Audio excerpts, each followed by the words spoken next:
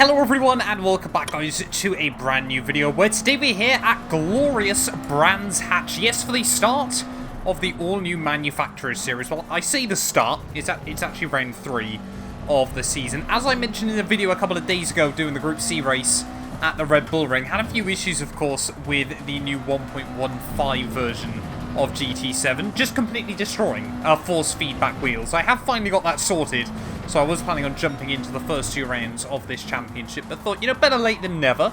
So round 3 takes us to Brands Hatch. Now, for the Manufacturers series this year, I've signed up with Subaru, so we'll wait and see as to how this goes. But I'm going to try and follow a fairly similar format to what I've done in the opening couple of rounds of the Toyota Cup. So I guess, yeah, if you're not already, make sure you get yourself subscribed, leave a like as well on the video if you do want to see more Gran Turismo 7. And I suppose, yeah, we better just get in then to our fastest qualifying lap.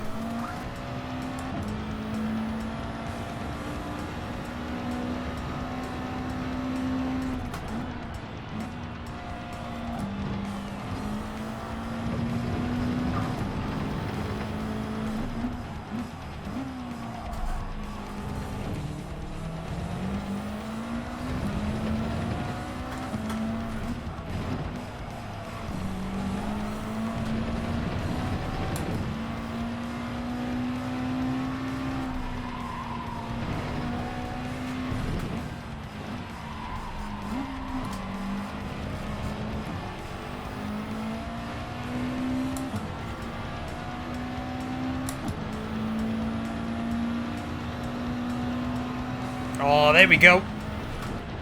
43.4 there. Things were just getting a little bit close for comfort at the top as I've completely bottled turn 1. But yeah, I think my personal best in practice was about a 43.09. So only about 3/10 away from the best lap I could do. And fingers crossed, yeah, a couple of fierce Italians were just constantly improving as the session went on there. But yeah, I set one really good lap early on and then just never seemed to be able to match it. So yeah, that's pretty good though. Hopefully that's going to be good enough for pole, I suppose.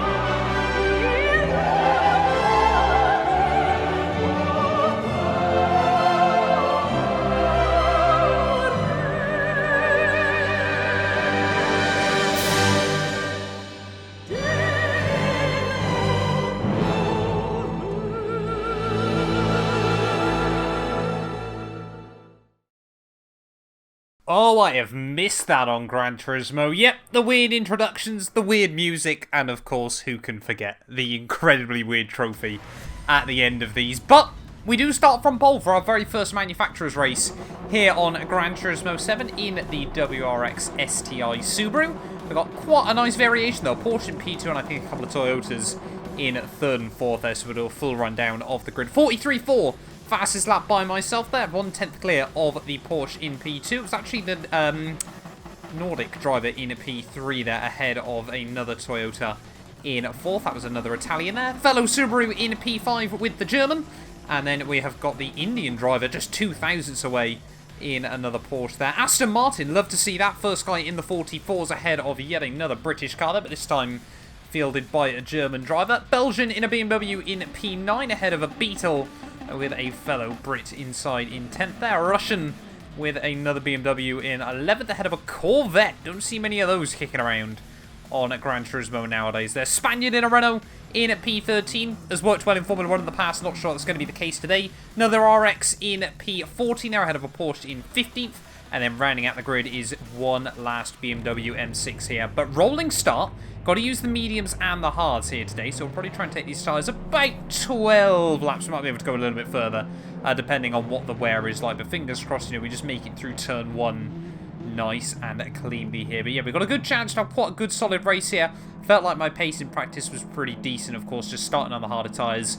We have got to be a little bit careful here, but we'll have to wait and see whether other people have noticed that, whether they're going to follow the strategy as well. But yeah, 25 laps though, should be about a 20-minute race here at Brands Hatch Indy. Don't really know why they didn't choose the GP circuit, but it is lights out And away we go for our first Manufacturers Series race of Gran Turismo 7. They're just tipping in nice and easy through turn 1. We should get a pretty good idea pretty quickly whether the guy behind is on softs or mediums. Like I said, we've opted to go on the mediums just so we don't have to pit twice if we don't need to in this race. Although again, I'm not sure, to be honest, how much delta pit stops cost you on Gran Turismo 7. They can be quite sporadic on GT Sport, so you never quite know what this game is going to feature there as well. Just a little bit understeery through the final corner of lap 1, but we're holding the gap pretty level at about 6/10 there, so yeah, I don't know whether, because I think, yeah, we pretty much got the pace very, very quickly around here. It took most drivers a little bit to get into.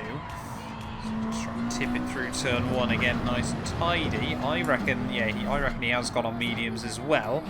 So we need to be trying to open up the gap. Although I say that, he makes big gains through the corners. So I really don't know what to believe at the moment. But, I mean, these tyres feel fine. So we should be able to brave it out in the early laps here as well. So we're trying to make sure we don't try and take our soft tyre lines. There is purple at the end of Sector 2, as you'd hope, but I think this guy is going to go a little bit quicker. The only place this car feels really different on the tyres is just through that final undulation there. Back end does like to get very, very light on exit. There is 45 dead to finish off lap 2. It's not too shabby, but the Italian behind is looking rather quick there, as we're both just breaking away a little bit from the cars behind. But yeah, keeping the tyres in good nick early on here as well is going to be absolutely critical, because I mean, if you get a penalty, as you can see a couple of cars go side by side through turn 1. Yeah, if you get a penalty for not using the right tyres, especially around a short track like this, that basically costs you a lap, I reckon. We might have to deal with lap traffic though today. I'm definitely going to have to deal with lap traffic if we've almost caught up to someone on just lap 3. So we'll take a bit too much grass on the inside there, but actually allowed us to get the throttle down quite nicely on the exit. But yeah, let's just focus, try and keep these tyres in good nick and see how far we can take them, as we almost do fastest lap. Oh, I reckon the Italian behind is starting to struggle a little bit early on to match the pace there. Gap opened up to about 1.2 as we do go fastest lap of the day. So whether he's on softs or mediums, we're doing the right thing at the moment. Just trying to open up that gap a little bit, but being smooth on the tyres. Don't want to take too much out of the rubber early on. Just got to keep plugging away though, chipping those laps down. Just making sure we're just building up a little bit of a cushioning in case Gran Turismo decides it's going to Gran Turismo me later on and we just get some weird shenanigans. And speaking of weird shenanigans, that's exactly what I mean there. Big, big moment at the final corner. And the Porsche will take the lead. So now we're going to have to go from the hunted to the hunter. So just see, he takes a very, very different line through turn 1. But yeah, I'm not going to worry too much about that. Just like I said, this car seems to get really, really unpredictable through that final corner on slightly harder tyres. The important thing is now that we don't try and start overdriving the car. So you can already see a lot of wear going through those fronts. Like I said, if we can make it to about the halfway stage, I'll be quite happy. But even if we have to pit, say, lap 11, that won't be too disastrous, I suppose. Porsche runs very, very wide at the top of the hill there, and it's just going to apparently slam the door on me on the exit. Wasn't really trying to look for a move, was just trying to take my own fastest line out of the corner. Yeah, just a little bit of contact there early on in the race, and I guess we've just sort of let him know where we are still. You can see he's suffering a little bit with lag. Gran Turismo 7's connections, I don't know whether it's just me, seem to not be as consistent as GT Sports were for the most part. Of course, you always get your weird funny moments. But yeah, we're starting to get close to this lap traffic. I think it is the Spaniard in the Renault. So yeah, he's not having a fun time of it early on here, as we're only on lap 8 of 25, as luckily then ghosting a thing. Whoa, a little bit of lag there again, but I think we all got away with it. We just lost a little bit of a gap. Brave on the brakes down at turn 1, but we realised it early enough and was able to save it from the gravel trap. But yeah, just not quite hitting our marks at the moment. The Porsche is definitely struggling at the top of the hill, and for some reason I've decided to start following his lines. But yeah, just again, don't want to overdrive the car early on. I think the only situation where we're really screwed here is if he's on a set of hards. Then again, you don't really know what the pace delta and differences is going to be like. Through the final couple of corners again. Just trying to go slow in, fast out. They're trying to get a nice consistent run at the final corner. And that's the line we needed then.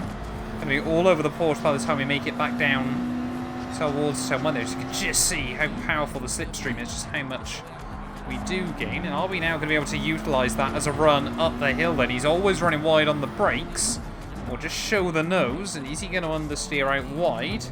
That time around he just hangs it close enough. He keeps one wheel close enough to the inside of the apex so I can't just try and sneak a move up the inside there. Not quite going to resort to bump and runs, I think, this early on in Gran Turismo 7. Give it a few more weeks and it'll be the norm, but yeah, at the moment, he says that. Just a tiny little bit of contact as we get to the final corner. Oh, there we go. He's going to box into the end of that lap. So what tyres was he on? We don't know, unfortunately, but I'm going to... Oh, so he was on mediums then, so there we go. We are on a similar strategy. I'm just going to try and go this one extra lap there. Just look at that, the Nordic guy. Actually very, very close behind us there. He's definitely in the Norwegian flag. I don't know how I forgot that early on. Oh, no, no, no, no, no, no, no, no, no, no, no, no, no. Oh. That's going to give us a little bit of damage as well. Come on, just get back on the island. I hate it whenever you just lose this thing on a snap oversteer. It is a nightmare. That is so frustrating. There is the Indians just going to squeeze me off as well. And now this is really a race of damage limitation. So you're not going to be able to attack the corners at the same speed until the temporary damage goes away. Just so horrible.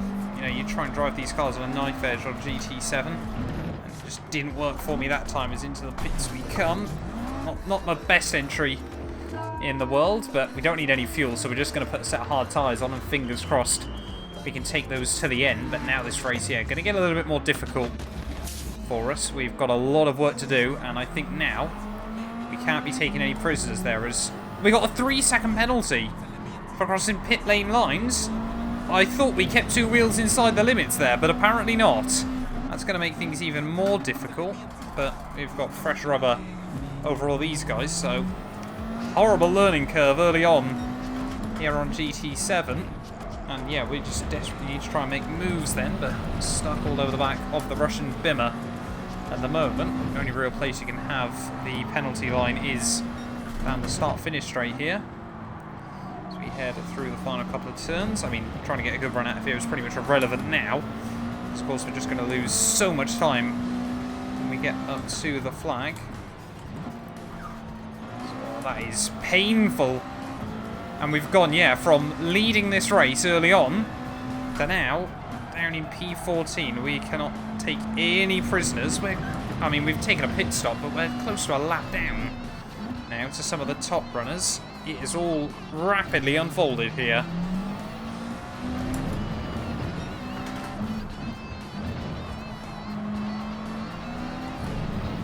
BMW doesn't get the best run down the hill.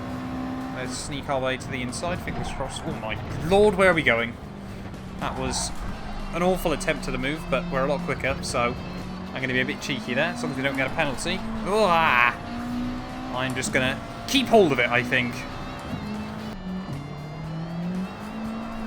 We've got yellow flags out. Someone's clearly got issues in this race, but at the moment I'm just trying to hit laps. It seems whoever's had some exploration has found their way back onto the circuit. But as more people are pitting, we aren't too far away from a lot of the cars that we were battling with early on, so I don't think this race is a complete write-off just yet. Just got to keep hitting our marks as, yeah, a few more cars into the pits. So we are just slowly picking up places, and the gap, most importantly, to the lead car is coming down each lap, as that's another one picked off. Just a little bit optimistic on the brakes down at T1. Oh, someone's got issues, someone's gone round. I think that was the Russian in the BMW. So now we're all over the back of the Norwegian again. There we go, more cars into the pits. This time around it's the Indian. So we were pretty close to him when we pit. And even though we've had that 3-second penalty, yeah, back up now into 9th. And there's a gaggle of cars just in front. But only 8 laps to go. Norwegian Supra definitely taking some different lines through the final corner to me. I think we have gained even more there, as I wonder if we are going to see any cars forget to pit in this race. So we're just going to see how much closer we can get, or obviously more importantly, if a move can open up, you know. Brands Hatch's not an easy track to overtake on, so we can just see you get right over him, but just can't do anything down at T2. You've got to try and just get either wait for a mistake or try and go for a slow in, fast out approach and get a slingshot.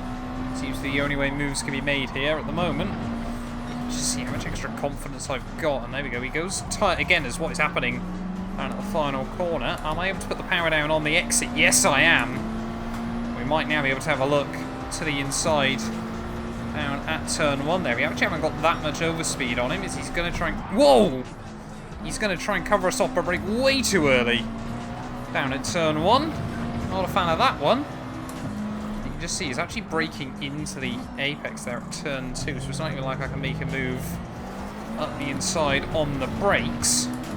But we are definitely faster than this guy. I mean, there's so many cars here that I could still pick off by the end. As we tried to get the up and under on him. We just nudged him there as someone else has got issues. What is this guy doing? He's going so slowly at the moment, as we've got, you know, all sorts of carnage kicking off out of the final corner. I need to stop giving this guy bumps down the straights because it is ruining any chance we've got at trying to make a move work there. We'll bait to the inside. Oh, why? You just can't move in the braking zone like that. And that is, I think now, if our race wasn't already over, that has pretty much put pay to it. Just brakes in and moves in the braking zone there, and somehow, despite the fact we went into the back of him, we get pinged off. Gran Turismo 7, I do question it at times, but apparently this is all part of the learning curve. Right, well, into the final 3 laps then, here from Brands Hatch. Still a top 10 is on the table, but it's actually the Norwegian that separates us from that position at the moment, so we just need to keep trying to push and see if we can move past his fellow Subaru. Yeah, not going to be many points available for 10th in the championship at the moment. So there we go, Subaru makes a bit of a mistake there. Sorry, Toyota makes a bit of a mistake, and the Subaru's going to look straight round him. And we now do the same. We get a run out of the final corner there, really try and maximise the exit. And is this guy going to move around again in the braking zone? That's the real question. He's going to go defensive early, break way too early into the corner, and still, despite that, understeer and barge me off. He is a tool. I mean, why defend and brake early and then just drag the car into the corner? So we've just got nowhere left to go. He certainly didn't leave a car width on the outside there, and has just, for the second time in about 4 laps, just sent me to the shadow realm. Right, well, it certainly has not been the race we wanted here at Brands Hatch, but starting the final lap then. And 1st to 14th. 14th to 1st is quite good, not the other way around though. And yeah, I'm not sure we're going to get close enough to the BMW in front to do anything unless he does make another mistake, but we'll won't give up right until the checkered flag there, as down the hill we go. We are making big gains. He's clearly not confident at the moment, but we're still all over the road. Yeah, at the moment, we definitely have the pace in this one, as proven by the fact we still hung on to fastest lap, but no luck, no consistency, and even then, at the final corner of the race, still not quite getting the cut. What? I mean, what is this Subaru doing? Can we actually make it to the end in one piece? At the final corner, down to the line. Oh, that is not one to write home about there. We could get completely screwed. Did pick up a few places, though, by virtue of 1 minute penalties for cars that didn't do the mandatory pit stop. So I guess that is very much a small piece of sympathy for us. But I mean, yeah, we could have easily been... I mean, we could have probably been 4th or 5th there when all is said and done. I'm not too sure. Oh, no, obviously that was the Italian that we were battling with early on. I mean, we could have won that had things gone our way today, but small mistakes early on, and yeah, even bigger mistakes later on in the race there. But thank you all so much for watching this video nonetheless. If you have enjoyed, please do make sure to leave a like and get yourself subscribed. Fingers crossed we'll be returning very, very soon with the Nations Cup as well. I'm going to try and jump into both series a little bit when I get the chance. But yeah, it might be, you know, not reliably every single race. I mean, we've already missed the first two. But fingers crossed we will wait and see. But yeah, thank you all so much for watching. And we'll be back, fingers crossed, with a bit of a better showing next time round in Gran Turismo 7.